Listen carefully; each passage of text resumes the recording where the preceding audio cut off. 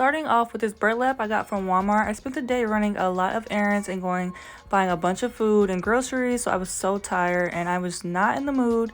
Would not recommend this as your primary source because it is pretty expensive and you don't get a lot of material. So I would recommend buying at a craft store or even on Amazon or a different tufting site that sells it in bulk for a more manageable price. But as I mentioned, I was lazy and I wanted to make this video, so this was just convenient for the time being. It was about $8 and you get about 2 rugs out of it, whereas you can get a bit better pricing somewhere else. So this is burlap and I use it because it's the most convenient to get. I can just go to any store nearby and buy it, whereas primary tufting cloths, I do prefer that. It's easier, more flexible to use. However, it's something I typically have to order online because I'm not very lucky finding it around me. So again, this is burlap from Walmart, and I do have one more size for a rug that I can use later. So this does have carpet tacks and they are very sharp, so I would say definitely be careful. I did prick myself in this video. I almost always do. It's so hard to avoid. So here I am just tightening and making it a bit more taut. You want your cloth to be as tight as maybe like a tennis racket, like a lot of bounce to it and very like unpenetrable, whereas what you don't want it to be like is kind of like a trampoline. Like right now it's pretty bouncy and it's kind of like a trampoline. So I'm just going to spend a bit more time stretching it and making it more taut so that I have the most solid fabric to work with. And it is kind of hard to pull the burlap because it has a bunch of holes in it, whereas the primary tufting cloth is more of a solid material. So just pick whichever one you prefer. One thing I also don't really like about the burlap, it is very transparent, so sometimes I do have to wait until it's a bit darker out to make my rugs, or put a black cloth behind it so that I can see properly. But here I am tracing the rug, just projecting it, and you do have to flip the image backwards. So you're making the rug from backward forward. You're literally tufting the back of the rug, and the fuzzy cool rug part will show on the other side if you don't know. So I flipped the image just on my phone in the edit button, and this is my first time making a rectangle. I would not do it this way again. I should have projected an actual rectangle and then drew the image inside because my frame was so raggedy, y'all see later. And I tried at the top, if you see, to do like little bushels to make it like a cutout, but that didn't work, so I removed that. Here is my tufting gun I got from tufterworld.com, or I think it's called like tuftinggun.com. And this was actually a whole package. Like the frame came with it and so did the gun, and they gave me some fabric. But this is a cut pile, so it's a bunch of cuts. You'll have to Google the difference. Cut pile, loop pile. So this is a cut pile gun, and I'm just using a brush to get out some of that old dust and yarn from my previous project. I would recommend oiling your gun before starting, but I don't have any, so I will buy some before my next rug. And this is very secure. It's a 3-step plug-in because this machine can be very dangerous. It's very fast, very sharp. It's a lot of cutting, so you don't want to literally cut your fingers off. So I like how hard they make it to use the gun, essentially. They have the on-off switch, and you always know it's on if you see that red light, so definitely pay attention to that. Here is my tufting wall and my yarn winder. Usually I make little scones, and it makes it easier to tuft because you don't have a lot of tension. You just put those on the pegs here on to my left, and you feed that through like the keyhole screws. I think that's what they're called. But my yarn winder is broken. Of course, y'all. I haven't made a rug in like 5 months, maybe more. So I'm just pulling it straight out of the yarn, I don't know, bundle. But you have to make sure you have you don't have tension in your yarn, because if you do, it'll pull out of the gun and you'll have to feed it back through. It's really annoying. So here I am just pulling out a lot of yarn so that it's easily feeding into my gun. You'll see me mess up a few times, but now I'm going to hold the gun to show you how to feed through. Here is my crochet needle. Just got that from Amazon. This, I would not recommend holding your gun while you do this. Again, this is only for demonstration purposes. You feed it through a tiny hole there, and then there's this double loop circle that also feeds it through, and you just pull it straight. But I usually lay it down flat to do this. It was just kind of easier to demo while holding it. It was really hard to hold and do this though. Would not recommend. So now you are all ready to start tufting. Remember to pay attention to that on-off button. So red light is on. And this is kind of like a regular speed. The rest of the video is very sped up because it was 2 hours long and you don't want to watch that. So as you can see, it's just like little pulses. And you are left with like an extract of yarn, and I pull that out personally because it's just easier to get rid of it. It doesn't really affect the other side in my opinion, it's just excess. So I do little pulses, little punches, like little taps of it. You don't have to do a full throttle, hold the trigger the entire time because it goes really fast. You can change your speed. And again, this is sped up, so I'm really not going this fast. And I am doing little pulses of the gun. As you can see, I'm holding the stick straight, and I'm just dramatically moving the top half of the gun around. So the main purpose is make sure you hold that stick in my left hand straight. Kind of like the guide for the gun. And as I mentioned, pulling out all the excess yarn, it makes it harder to glue in my opinion because they fly everywhere and they come out anyway. Some people cut it off if you see on TikTok or other YouTube videos. It's really up to your preference, but I think it's easier to tuft the rest of the rug by pulling out those little flyaway yarn pieces.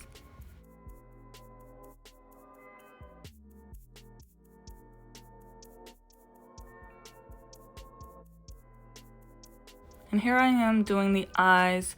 I like to do the borders first. The eyes are a little crooked. This is my first time doing eyes in a cartoon. So I'm doing the border first. As I mentioned, pulling out those excess pieces. I do have tweezers to help me get the fine details. And you just kind of just color in the rug. So that's why I really love tufting. It's like coloring, but like make it fun.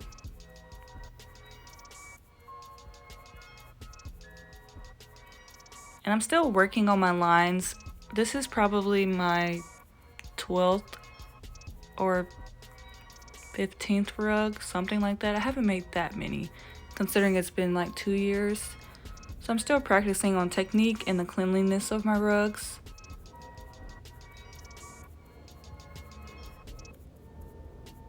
And that's why I wanted to practice our cartoon to do something a little more challenging. Because I love a circle rug. Like, I'll insert pictures of some of my previous ones. Love a circle rug. They're perfect. But these other shapes come into play and it's just harder. So here I am using tweezers to get out the fine details in the overlap.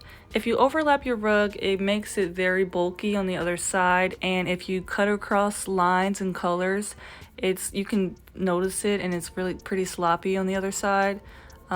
These are just excess pieces of yarn, so definitely use those tweezers or those, if you like to use your nails, whatever you prefer, to get those fine details and keep all the colors in their place.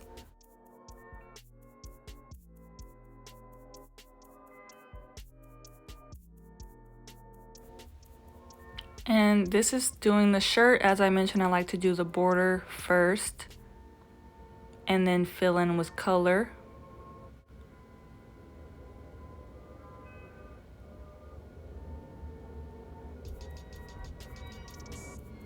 And I don't know if y'all notice my mouth. I do a lot of like scrunching my face as I do, and oh my god, I could not help it. It's like the intensity of focus is real when I do these rugs. No wonder my face be hurting when I'm done. You can also wear goggles because sometimes I squint because the excess of cutting of the yarn kind of flies in my eyes and it's kind of irritating. But I didn't want to look like a nerd with these goggles on. But you definitely may have some yarn fibers in your nose and eye.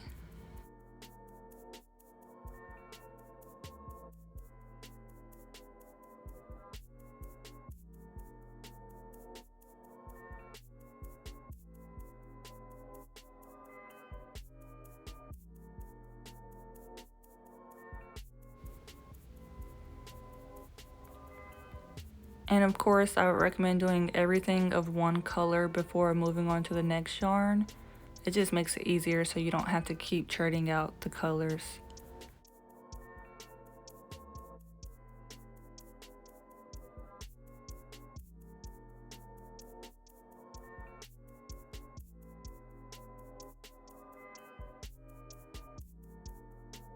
This ironically blends in with the burlap.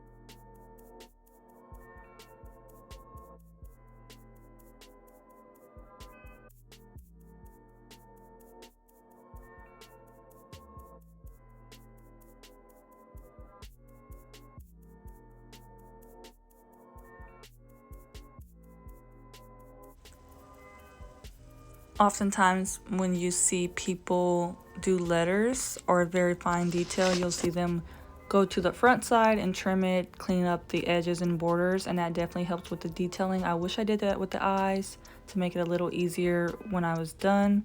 But as you make more rugs, you learn where you could have cleaned up a bit more along the way. So we're starting with yellow, fitting it through the keyhole loops. I don't know what they're called that, but that's what I'm calling them. And again, you're pulling the yarn so there's not a lot of tension with my gun.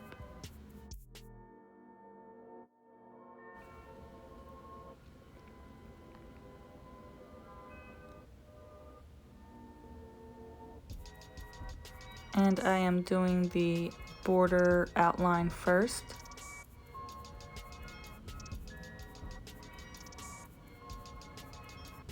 And it can get real challenging if you have a bunch of details going on.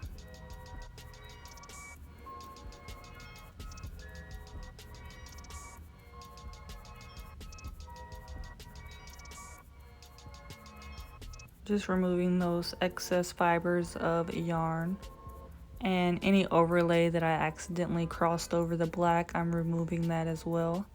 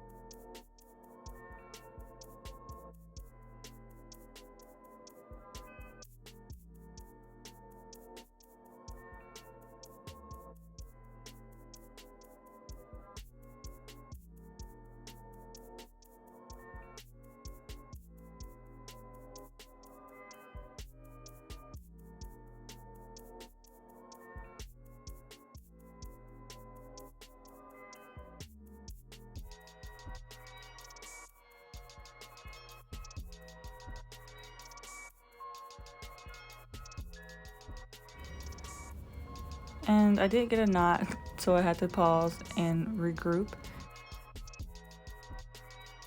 And here I am just filling in the details of the yellow, removing all those fibers and cleaning up any crossovers. And now my favorite part, I love to do very vast spaces of the same color. It's really easy, it's really soothing, doesn't take a lot of thinking. So now I'm finally doing the border of green. Again, the border is a mess right now. We will clean it up later.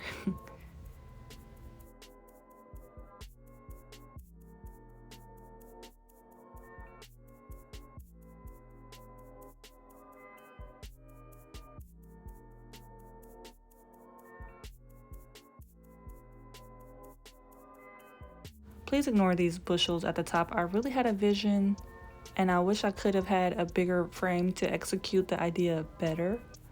But I will eventually, hopefully, get a bigger frame as well, because right now the max size I can make is about 2 feet tall, and I do want to make larger rugs, bigger bushes for Homer.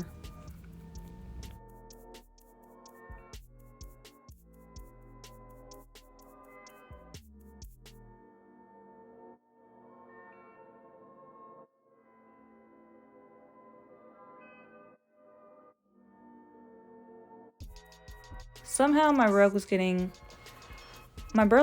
a little loose. That doesn't happen often, but the rug frame is getting a little less sturdy basically, so it was getting a little loose. I probably need to just tighten the screws of my rug frame. So I did pull the burlap to make it taut, because you don't want that's why you want your burlap or fabric to be so tight, because you don't want it to sag as you tuft, because the gun does punch through and push it a lot, so you need it as tight as possible.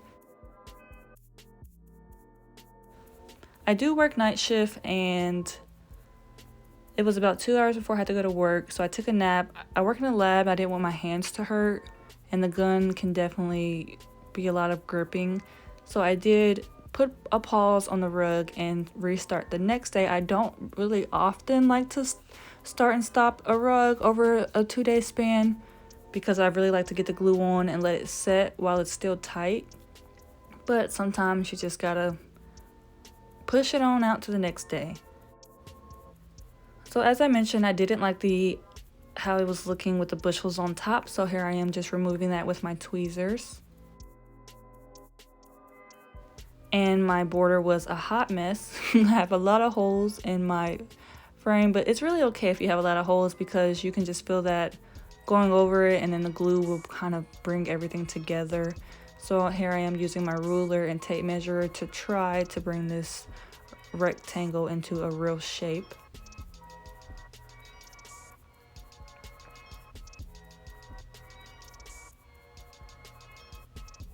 And what you don't want to do is be too close to the wood frame of the border. It will be kind of impossible to tuft.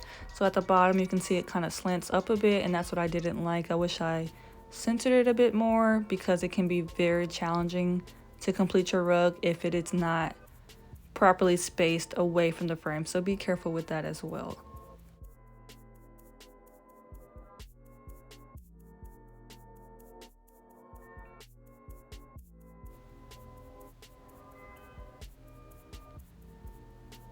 And as always, start with the outline, following closely with the previous color, so then you can easily fill in and basically color the rest of your way without issue of crossover.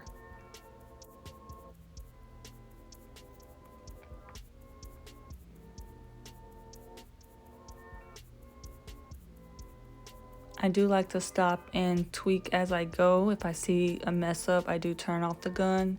Every time I set it down, I flip it off, but I do like to pause, put the gun down, clean up little error or mess, because when it's all done, it can be kind of overwhelming to catch the fine details of where you messed up. So I do like to fix it as I go. And I really didn't like his chin. Like, I messed up his lip. I don't really like how pointy his lip was, but at the bottom I removed it because it was a little weird. So I got a little off topic there.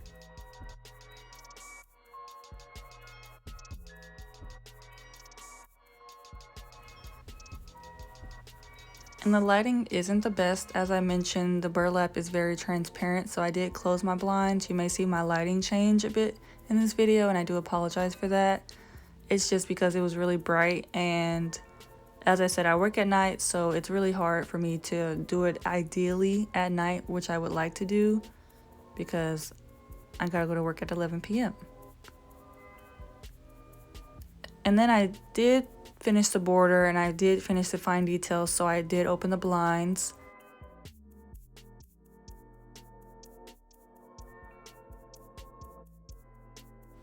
I already know where I need to go and what area I need to stay inside, so just get a little natural light coming in.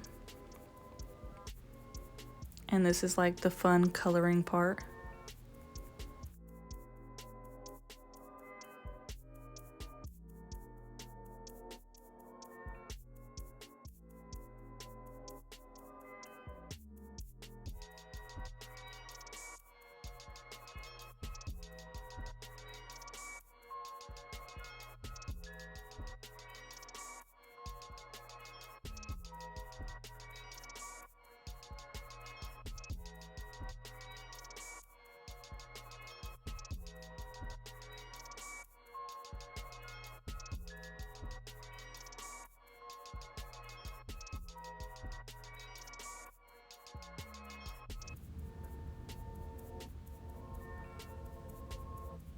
If you see the blinds moving, it's because I had maintenance over and they were working on my window, so it's not Houdini.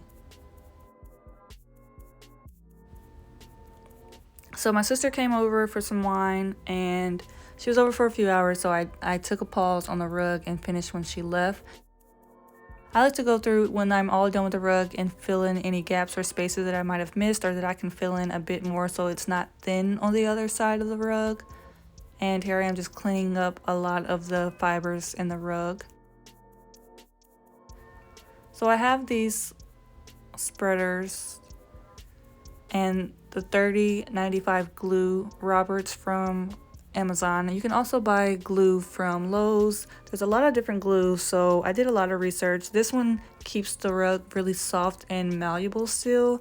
I did put a blanket down. This is like my glue blanket because I have carpet and I don't want this.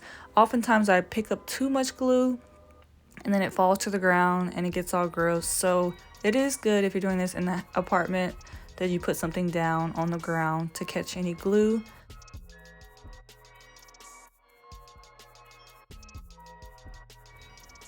I keep the glue close to the borders, not spreading all dramatically and unevenly on the outside because it makes it easier to clean up the rug at the end and do the backing. I learned the hard way not to just smudge it around anywhere. Do a nice thick layer and make sure you cover it as evenly as possible. You really have to like push your spatula into the rug to really get deep and make sure that glue is securing as you would like it to. And yeah, so here it is all done. It was so fun. I haven't made a rug, as I said, in like 5 months. So it was really just made this for fun, literally made this for YouTube.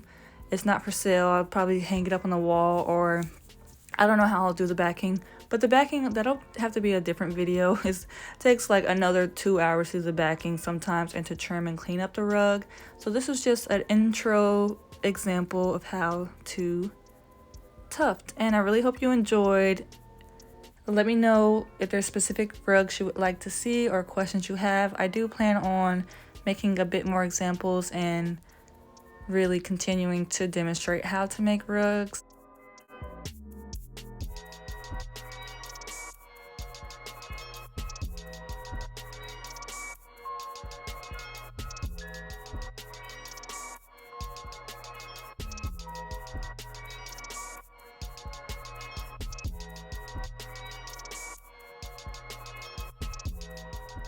What products you like to use.